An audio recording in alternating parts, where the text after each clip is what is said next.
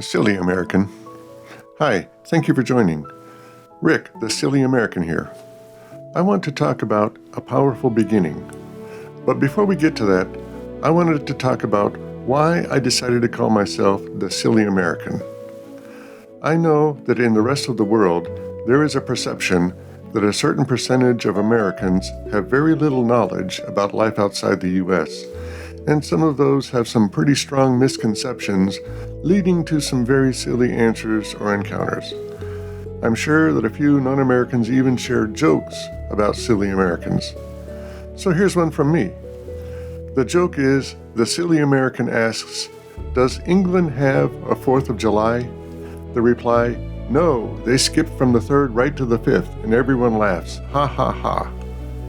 The 4th of July is the American celebration of the Declaration of Independence, and it is celebrated on July 4th because that is the date written at the top of the Declaration of Independence. In Congress, July 4th, 1776, the unanimous declaration of the 13 United States of America. When, in the course of human events, it becomes necessary to kick your ass, we're the ones to do it. Our celebration of the 4th of July is our celebration of America's Declaration of Independence.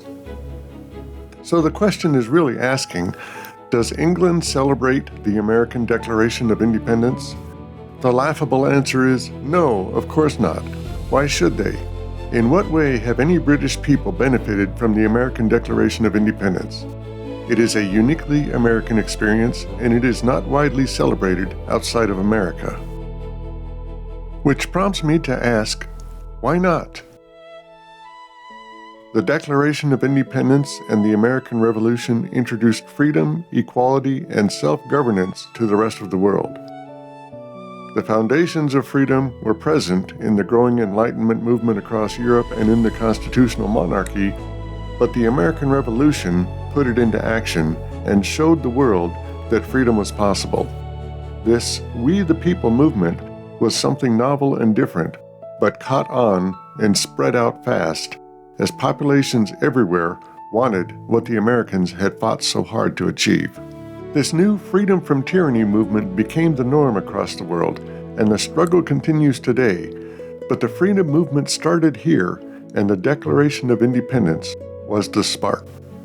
Here's a quote from the Declaration of Independence.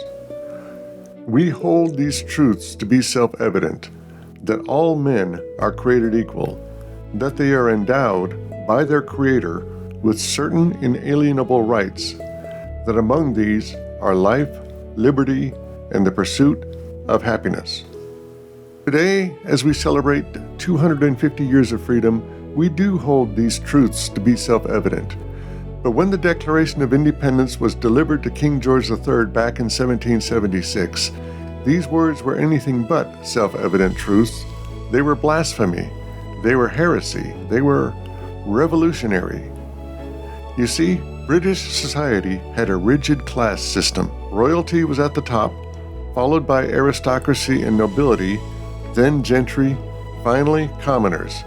These very different classes had very different rights and privileges. Commoners had very few rights, whereas nobility had the right to travel, get an education, and acquire wealth. And royalty had all the rights anyone could have, plus the power of rule.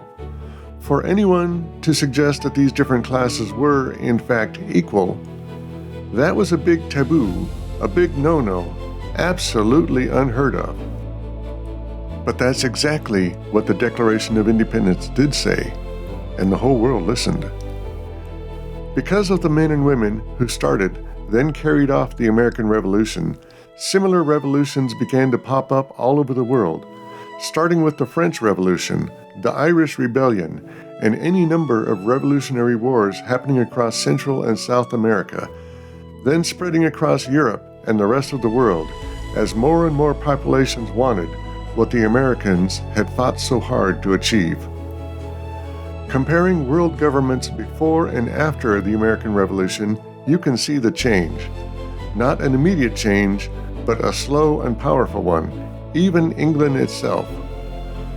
One by one, governments of dictatorship, monarchy, imperialism, and despotism began to be replaced with we the people style governments, until now today, most everywhere in the civilized world, populations elect their government leaders, and even in England, the very country we declared independence from, over these very issues, commoners now enjoy the same rights and freedoms as everyone else, and royalty has lost the power of rule.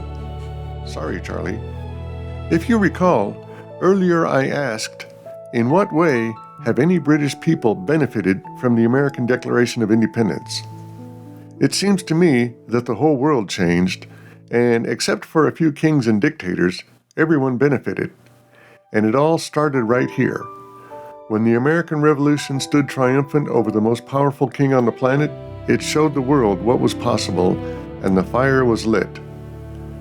Once that fire got going, the whole world began to change, and today we are living in a drastically different world than before, and it was America that led the way, starting with the Declaration of Independence.